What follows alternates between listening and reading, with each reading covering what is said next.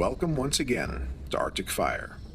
This unique gathering of swordsmiths explores the outer edge of the craft, where craftsmanship, artistry, storytelling, history, and myth combine. This year, the group has recreated objects found in the legendary hoard of Grendel, from the most ancient surviving poem in Old English, Beowulf. 4 days of live broadcast, in which legends will be reborn. Arctic Fire 2016, Grendel's Hoard.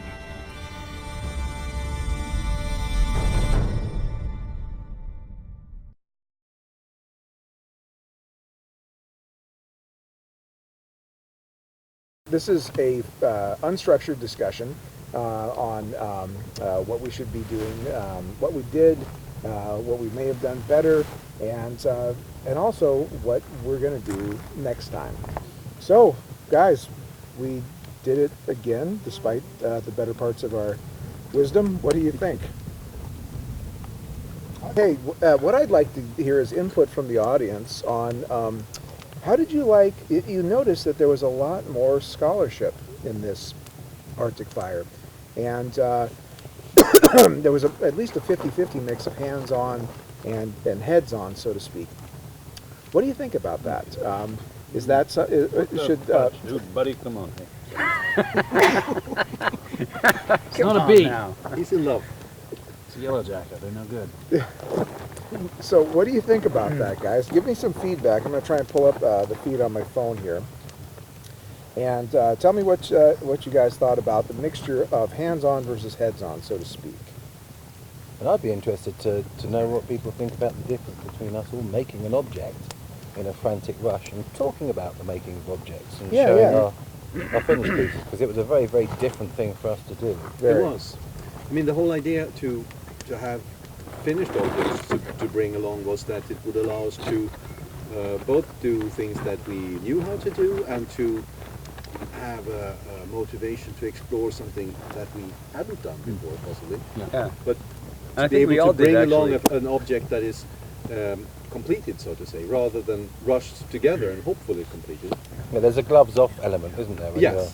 When you're allowed to do what you want, you can do what you want rather than having to make sure it's completable and keep it all within the realm of possibility. Yeah, Possibility. and you definitely move that realm of what is possible with that huge blade. Do you get any kind of feedback on the supposed the trology? Troglodyology. I don't know. I didn't say The the study word. of trolls? The study of trolls. Yeah, yeah, what did you guys think about the troll thing? Tell us what you think.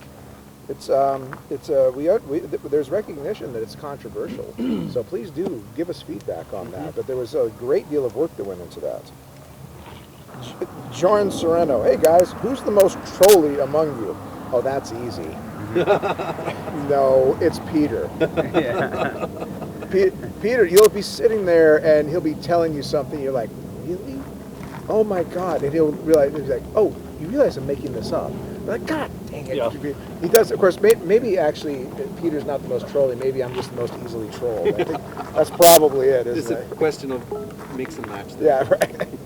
Personal chemistry. A woman with an absolutely lovely name I will be unable to pronounce because it's obviously Irish, I believe. Triona. Hi, Triona. Her name is Katharina. Really? Yeah. Katerina. Yeah, you can say that. Sorry about that. I absolutely love the lectures because it's obvious that you guys love what you do, and it's great that you share your knowledge with passion. And as a linguist, I always love a good lecture on weird things like trolls and their origin, and of course, ancient literature. Thank you. That was nice to hear. So we did get quite a few suggestions about what we should do for the next Arctic Fire. And because many of these involve words that I don't know how to pronounce, and Jake does, because he's a student of ancient Norse literature and so on. Jake has generously volunteered to read them. He has the words. So many words. He has It's the your words. words, Jake. So let's see. We've got Dickon MacGyver. I'm sorry if I'm mispronouncing your name. Okay? Welcome to my world, Jake. He says, my suggestion for the next Arctic Fire: artifacts of the gods. weapons such as Gungnir, Hoffund, etc. Also, Gjallarhorn, the Horn of Heimdall, and I'd love to see what Yule would come up with for Draupnir. My other idea would be swords of the sagas, Tyrfing, Gram, Skofnung, Yes. I want to make Daneslag, etc. I think it would be very cool to see the interpretations you guys would come up with of any of these. Great I'll tell you idea. one Does thing. Graham have Swords to cut of an the anvil in Sagas half? is a great I'm not thing. sure we could pull that off. Well, I think we could. There's obviously a way. Yeah. You can make the anvil out of cheese. I mean, yeah, exactly. Cheese If I can anvil. figure out how to make Draupnir, I'm not telling any of you. Yeah, that's right. That's for sure. Will destroy the. Maybe you should clusters of gold. maybe you should explain some of these objects to the audience. Draupnir is a magic ring of Odin's that every 9 nights drops 9 more. So it's kind of, you know, representative of the sort of wealth that the ruling, you know, noble class would have had at its disposal.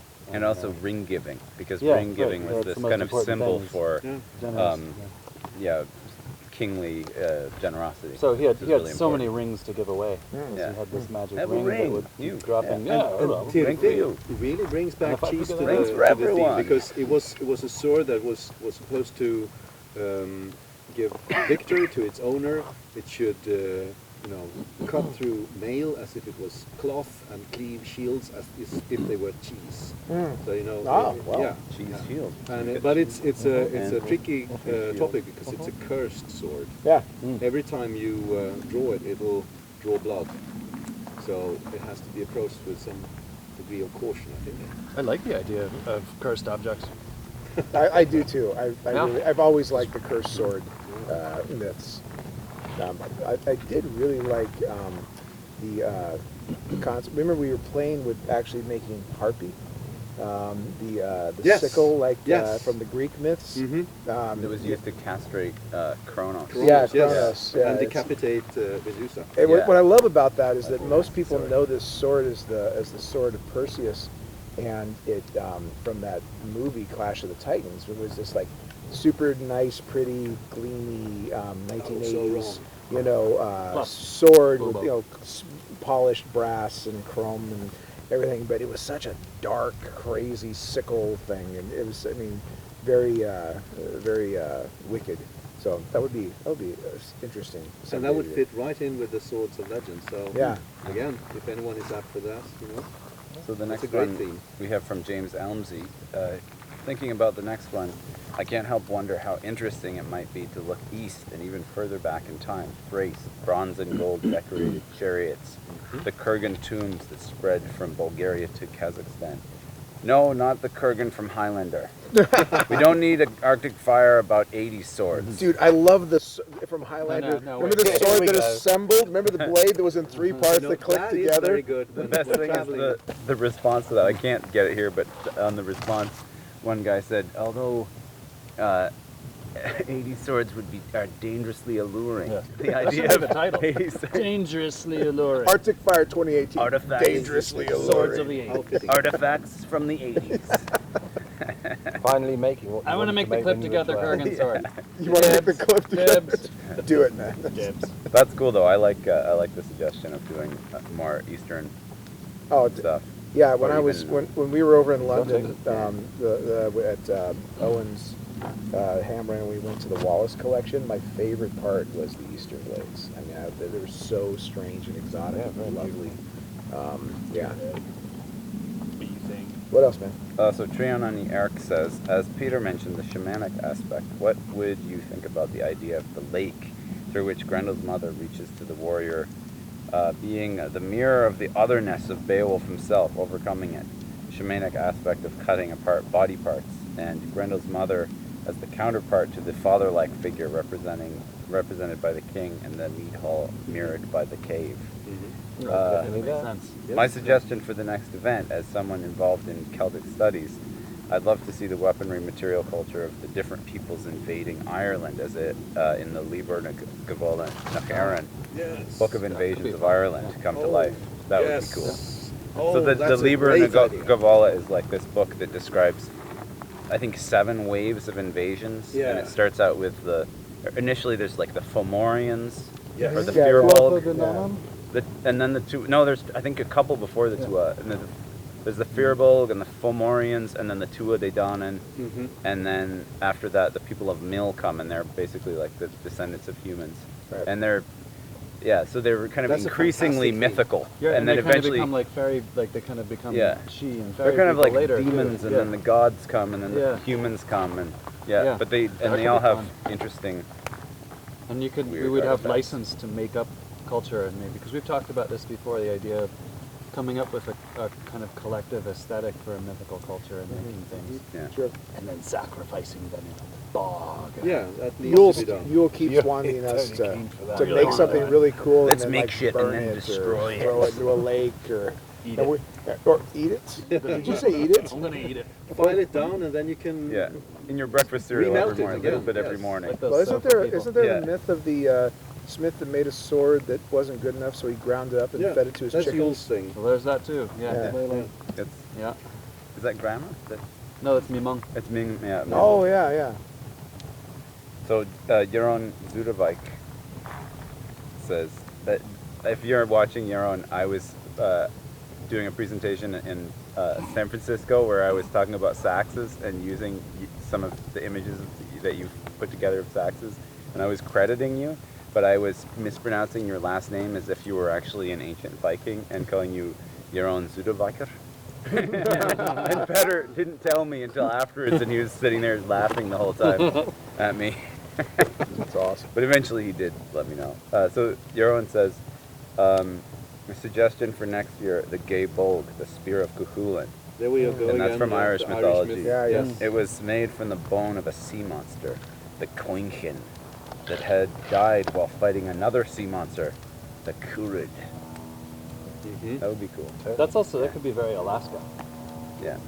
Lots of sea We could monsters get into here. some weird like mammoth ivories or sea Yes. cow bone Yep, or something. yep, Yeah, yep. that could be very fun. There was a suggestion to do Pacific Northwest. Yeah. There was. Yeah. There was. I mean, it's the Alutiiq cultures, the Haida cultures, the Tlingit cultures. Tlinkits have some interesting daggers, so there's something to Haida explore cuts are there. really neat Yeah, stuff. As well, I actually think this is really interesting the that swords that I'm wearing. there are these really cool similarities between Pacific Northwest culture and Viking culture. Mm-hmm. Oddly enough, they both have almost all the same totem animals. You know, they really like wolf, raven, Ravens, bear, and then And they even have the big halls. and they live in big Yeah. long Yeah. halls, and it's also it's a culture of Gift giving? gift Yeah, giving. yeah, Yes. yeah. But you know what? So the other thing it's that they really have cool. too that's really similar. There's a Pacific stream that's equivalent to the Yeah. Gulf Stream. So Yeah. they have the geography is the this same. warmer climate along the And I do coast. have this theory that geographical features like that shape cultures Yeah. Yeah. because you Well, have to the- live the- a certain way in a certain place, and so it's really neat that Yeah, the there really is fjords, this the correlation. fjords in Prince William Sound and the Kenai Peninsula and down the Panhandle, you know, are very reminiscent of the landscape. Oh, this of could be Norway. very Norwegian looking up that hill. Yeah, yeah. So John Gonzalez says the scene in the 1982 movie Conan, where the father is giving Conan a lesson on how men found the riddle of steel on a great battlefield. I always wondered what else they had found there. Artifacts, jewelry, weapons, shields, etc. Yeah, That would also- be cool to see. What else did men find and gather? Because you know that we're all pickers at heart. They found out how to quench swords in snow. Yeah, Don't that's right. don't bring the scene up. That's Oh, true. Conan would be worth Did it. you ever hear that Jody Sampson, like, it was like, I never met the man. I was a huge fan of his work, though. But whenever someone was about to meet Jody Sampson, his friends were like, "Do not mention the scene." Yeah. No, You know? he would go ballistic. You knew him? Oh yes, I met him when he was still alive.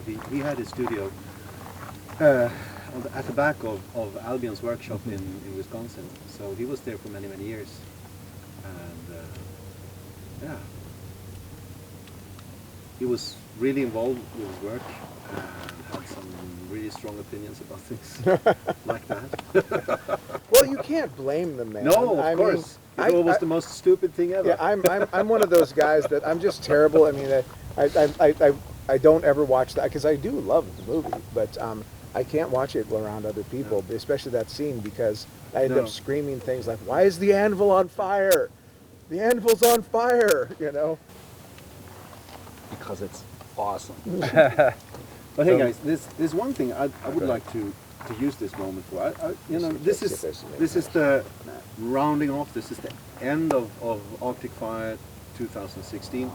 We've been investing, you know, over a period of a year. We've been thinking about this, and on and off, it's been part of our lives. And the event before this one, we all gathered and made, sort of collaborated on one single piece.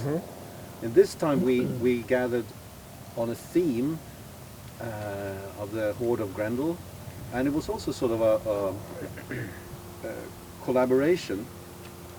And I found the process of doing this over an extended period of time was interesting.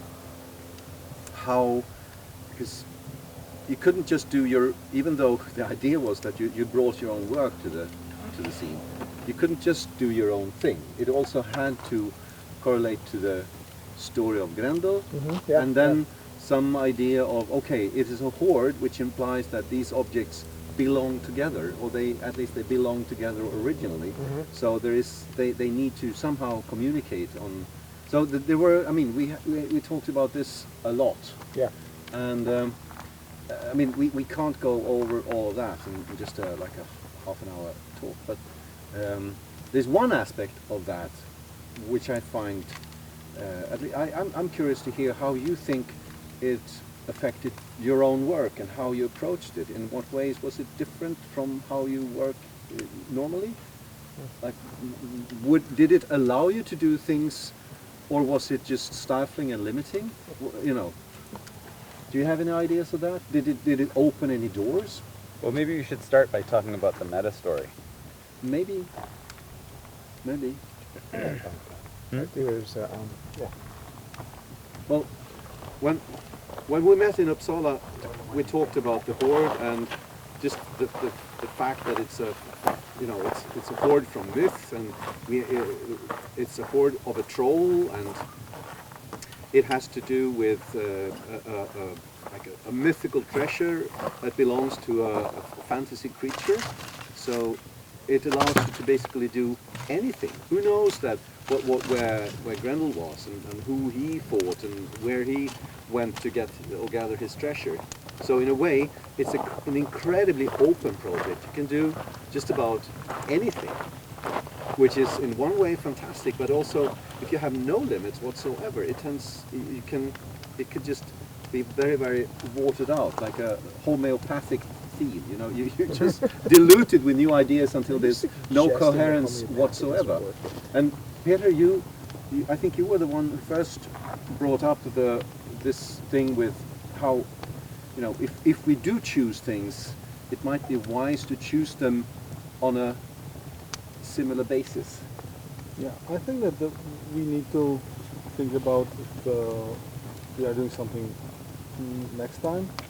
If you want to go with tighter theme or more loose theme, and if we want to create some wholeness in what we are doing, or reflect on like the same theme but very individually, what approach to choose for the next time. Because it's sort of choosing a theme implies that, okay, we do this thing, and then everything is clear. And it's far from the case. Yes. Because you have a number of individuals, and everyone will have a number of different takes on that same theme. So it's like a stochastic mix of things. You throw an idea in there, and you will have things coming out at every possible angle. Well, that's what I really liked about it. Yeah. That we sort of agreed that this was an idea that we wanted to work with, and then we all kind of brainstormed out loud together, and then at least, you know, for my part, it was sort of a matter of like, well, I've got all these ideas, but like, what do you guys seem more excited about? It was also something that got like me excited about. Yeah, like doing this it. mirroring. So yeah, there was a lot of back and forth about how things might go, But you know, that same thing. and I really enjoyed that. But that same thing happened in 2013 on a much more limited basis, just in the collaboration of the design. But that was Oh, yeah. that was actually, but the design of that was a more and necessarily so, a more restrained to just a few people. I mean, that was really Yeah. like. Yeah. It wasn't involving, it It wasn't wouldn't involve the whole group, prolonged, yeah, and it that's true. didn't Yeah. involve the creative process of everyone in such an active manner Yeah, as I think yeah, this it was you know a few less people, which I think was important. did. Yeah. But so in this process, I felt like there was, at least as far as design goes. Yeah. or So what do you concepts, guys more think openness. about It's cool. instead of maybe doing another variation on this idea just occurred to me, so if you please throw things at me. This is the wrong group to say that in. Disagree with me if you'd like. Quite, but Already. so okay, so 2013 we agreed, that we made one thing, and then here we each made our own thing. What if the next time we actually do make things during the event, but we make multiple things, but just in smaller teams? But for you airplanes? won't get off the hook that easy, Dave. I Okay. would really like to hear what you think about how this collaboration situation, how it affected you as a maker in a creative process. Because I think this is one of the really valuable things with Arctic Fire. I mean, we all are makers on our own, and we pursue this following our own path. But there is also a sense of empathy and resonance within the group that I really, really appreciate. There's a sense of mutual respect, and, Yeah, yeah, and everyone yeah. gets inspired from each other's work. Yeah. And I think that's why it really works.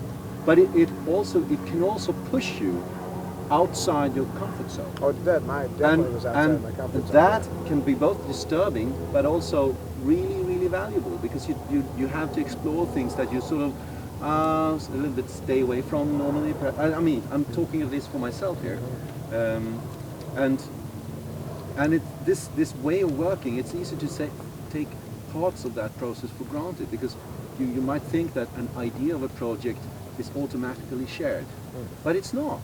You could do whatever you want from a theme like the Hoard of Grendel. It opens up to any kind of possibility. So But finding like common themes, or like a chord, or agreeing on a harmony that everyone plays on, so it becomes music. But It's like it a actually cave, yeah. wasn't. It wasn't that open. I mean, you remember I came up with an idea in the beginning. Yeah. And we all basically agreed it wasn't close enough to the story. It was Yeah. sort of tangentially related. So there was definitely group pressure. Mhm. There was pressure of like there's some confirmation that was Yeah. required. Yeah. That you couldn't just be me as an individual maker. I can make whatever I want, and and at the end I can just say, "What do you guys think?" And you say, "Oh, cool," that sort of thing. But it was like, I'm going to make this. Well, I don't think that's quite in line with the story. So even though no one else helped you make the Troll Dagger, or no one else helped me make Fronting, I definitely felt the influence of everybody else's hands in the workshop as I was making it, because we'd set up a certain level of constraints and so on. Yeah. And this idea of the meta story, of the make-believe history of the find, which was built on your suggestion that It's made for this. I thought you knew. Sorry, I thought you knew that. Sorry. Sorry, I can move on. Are you okay? Well, I want to know if Dan's okay. He's standing in the smoke of the fire. He's about to pass out. Bet you guys are really happy about got a beard insisting on the filter. fire now, huh? Okay. Sorry, bad form to talk to the camera people. These guys are like our... Can't break the fourth wall. Yes, make believe. Yeah, because when we sat there sharing mead in Old Uppsala, and we tried to, you suggested we need to have a common theme for the basis for choice from the board, being let's pick objects that somehow reflect on who Grendel is. And that is sort of narrowing things down. Yes. At the same time, it opens up to a completely new universe. So it's like two communicating bubbles. You have both who is Grendel and how do you relate to that, and you have the poem and you have the Hoard. So it builds this kind of system of ideas. And in my mind, it starts to bubble. Okay, choosing objects from the Hoard suggests that there actually was a Hoard. And then the next idea is that, okay, I would be really interested in knowing what kind of archaeology there is published on that board. And that question had no answer, so I had to make that answer up. And I more or less forced that idea on you guys. Well, no, you didn't force it on me. I love it. Yeah. I didn't want to break the fourth wall. I wanted to play this whole concept of the meta story and the background and the history with a completely straight face the whole way through. Because I thought people would really just figure it out. I thought people would eventually be like, oh, look at that's so good. And if they didn't, like, I know there was a lot of conversation about. This is really controversial. There was a lot of about it. conversation about whether or not we were afraid maybe people might feel like they had been trolled. In an evil way? Pun intended. Yeah. And I didn't think so. I thought that there would be this real delight of like, oh my God, they made the whole thing up. So yeah, you didn't push that on me at all. I wanted to roll with that really, really hard. To me, it just seemed like a mirroring of the theme of the theme of the poem, being a mix of myth and sort of that's contemporary true. reality of that time, of that telling, and also mixing in the theme of what a troll is, twisting the mind of people and hoarding wealth and making people believe things that are not true, and sort of taking that aspect of the story into the making of the story somehow. But and it was something that was really very much alive for me, and I'm really grateful that you guys played along and thought that it was worthwhile exploring together, because it made the telling of that story much more enjoyable. Well, the feedback we're getting online right now as you're talking about this seems to indicate that people, that at least some of our audience knew and they liked it. Yeah, that was my hope. Yeah. You know, that would be like a shared agreement. I don't see any comments let's pretend. That are angry and bitter, like you did what? Yeah. You know, no. So far, nothing like that. So we didn't succeed. We didn't succeed. That's sad. See, I told you, we Team should have troll. taken it further. Yeah. I wish I'd seen a Peter Johnson and Peter Florianic lecture about it all at the beginning, because I didn't believe it until you said it here. I think that It would have made it more real the for me. part where I wanted to collaborate more closely on the stuff was my kind of manipulating you to still collaborate on One Piece, and that One Piece being a horde, like having a horde that works together as a creative artwork, being the wholeness. That was the reason, because I was originally, and I would build for like next Arctic Fire, I would still be for collaborating on One Piece in insane deadline.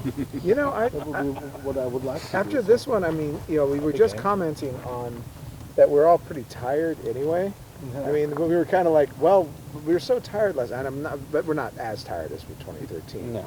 But We definitely did a lot more Sleeping. work this time than we did in 2013. I mean, Like- but before we got Yeah. here, yeah. Yeah. I mean, it was like, I mean, the number of collective hours in this project is orders of magnitude greater than 2013. It was just spread out over a longer Yeah, period big of time. giant sword as an easy out is a weird one, isn't it?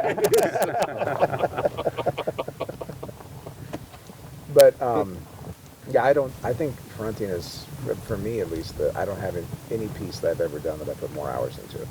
I mean, I know you guys all do, but for me, this was like, that was the cool thing about being a part of this group is it does really stretch your skills and makes you push yourself. And this, to me, was a huge stretch. It was, you know, I feel like the hero in a film that, you know, goes and barely gets his fingers on the cliff wall. You know, it's like I just barely made this thing. You know, so But it's there. Yeah, there it is. But I do like the idea of us actually building something at the next Arctic Fire. I'd like to do a set of something, not just one thing, but like a shield, sword, spear type thing. You know, why not? Cheese knife, cheese fork. Yeah. Well, we've had cheese What is shield. with the cheese, man? We had. Owen? There was another. Owen, would you be on Cheese team anvil. cheese with me? You would just make the cheese Cheese, for yeah. it? These themes crop up from nowhere, and we don't know where they come from, or we don't know how to get Oh rid yeah, of you them. do. And the cheese trousers. Yeah. We had that one. We should lift the blade. How much time do we have? I mean, In you the want to go get thing? it? I'll go get it. I'm gonna go get it. It's, You can't go get it. I'll be right Don't back. drop the tea. Well, do you need help? I mean, it's. No, he's really strong. And then he was killed by a giant sword. He's going. It's This a, is oh, there goes Dan. We have this. Steady We have this Steady secret fear that Undertow will one by one very slowly end up being the death of us all. Right. And it will simply say in our epitaph, and then he was killed by a giant he sword. was killed by a giant sword. So- Comes Jake, almost Beowulfic. Come on! You know, if you put some strings on that thing, it will be pretty freaking metal. So what are we doing, Jake? You gotta show us how you lifted the blade. Oh, for fuck's sake! Now somebody else has to try first. Okay. You already lifted it. I don't get pretty this big. thing. Who wants to try? I'm not going to try it. Go on. I know I can't lift it. I'll put the blade down Oh, here. you put it that way. Which way? Do you want it this way? You'll come on, bud. Okay. You Come know, on, I, man. I got this arthritic back thing Oh, for going fuck, do you see on, this shit and now I that- got nerve damage. You're from the only one who can do it. medieval fighting, and I can't do it. You can do it. Dave, you did it. come You did on. it, Dave. I don't want it. I don't Now- want to now- be strong. now- I don't want to be strong. Come on, you are strong. I guess you know what? Just once. I'm on camera and I just cussed. I don't Okay. care. I'll go now. Yeah. Dave is ripped. He can do it. I spent 6 weeks lifting this bastard. If Jake did it, I can. The thing is, okay. Yeah, the tang is not peeing because Yeah, it's not we're gonna connected. do a little bit. So don't more really now. swing it. Yeah. They don't swing. Oh, it looks but good just- on you, man. It does look good.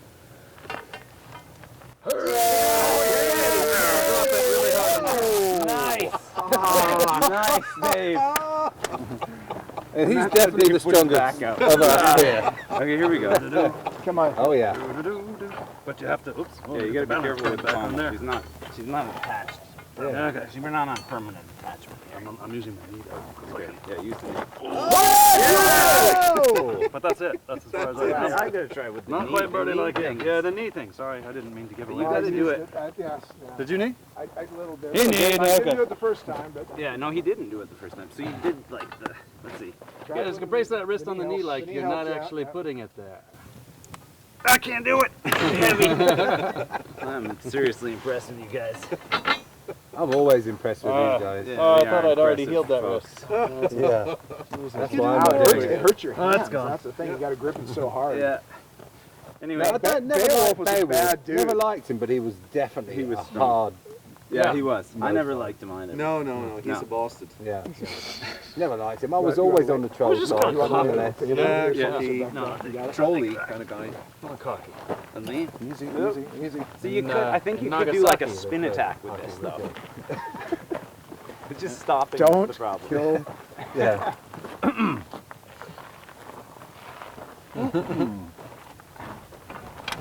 Yeah. Anyhow. Still got it. Good job, man. I'm surprised. I actually think Jake is probably wiry, stronger than me. That was impressive. It was a leverage thing, Jake. Don't be embarrassed. I think it's about the way you laid that weight over your thigh. That's what I think too. I couldn't have picked it up without that leg. Anyway, this was not about what was this? That it's like, Feats of strength. Yeah, the feats of strength. It's like Festivus here. Now, Are you competitive? yeah. Me? No. Hey, we should get back on track here. We're really off. What time do we have? How much time's left in this segment? It's time to quit. Yeah. Okay, so Matt Mathera says that this idea may be a bit too fantastic for the next Arctic. Nothing's too fantastic. No, for Arctic fabulous either. It Fire. could be really fabulous. Yeah. Fantastic for the next Arctic Fire, though I'm sure it has been suggested many times. Tolkien swords. Oh, finish reading it. Okay. I was just thinking lawyers, Read it. No, lawyers, finish lawyers, it. yeah. And not the ones from the films, because we've all seen 1,000 versions of Sting and Andrew. Oh, okay, and the like. I think it would be interesting to see blades from the first age of Middle-earth, like Angriel and Ringil. And I think it would be especially interesting to create Anglikel and then create Gurthang from it. I'm no bladesmith, so I'm unsure how realistic this is. This may, however, steer close to what has been done this year, as Tolkien's writings are very heavily based on Viking sagas. You are correct. Mm-hmm. I And must Anglo-Saxon. say, the presentations have been magnificent this year, and I really love the event. Keep up the fantastic work. Thank you very much, Matt. Wonderful. Great Thank you. idea. Yeah. Yeah. But I like the theme you suggested. Yeah, I would like to suggest that we would just have a broad theme, and we would say elves. And we would Elves. do whatever elvish blade from But not, Irish not elves. necessarily Tolkien. No, elves. no, Irish not elves Tolkien. living in burial mounds Yeah. or Folklore dwarves. elves. Because the Dwarves dwarves and Dwarves sags are and dark elves elves. are No, dark elves are elves. dwarves Yeah. and Viking, proper, Yeah, with yeah, proper yeah, Norse yeah, material, yeah. there's really not a big distinction. Tuatha De Danann, Mhm, yeah. whatever. We could do it.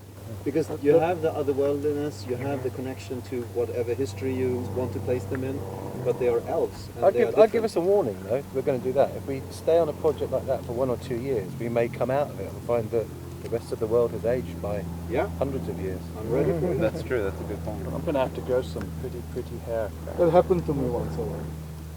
It was terrible. Yeah. I woke up and it wasn't the Viking Age anymore.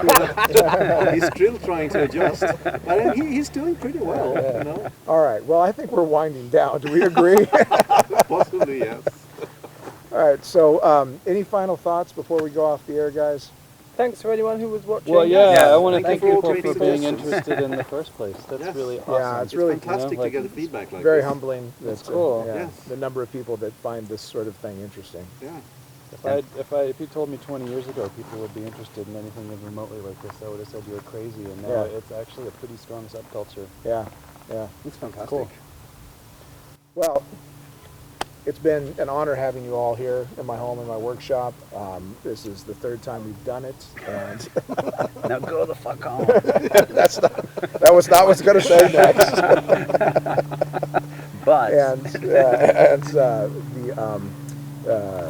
And I am really always going to be committed to this project if these guys are as committed to it too, because it is one of the highlights of my life, and it's been very moving and enlightening, and all those words that I don't have that Jake probably does. So he's got the words. But thank you very much for all your support. I hope you enjoy this. Now, thanks for everything, guys. We really appreciate it.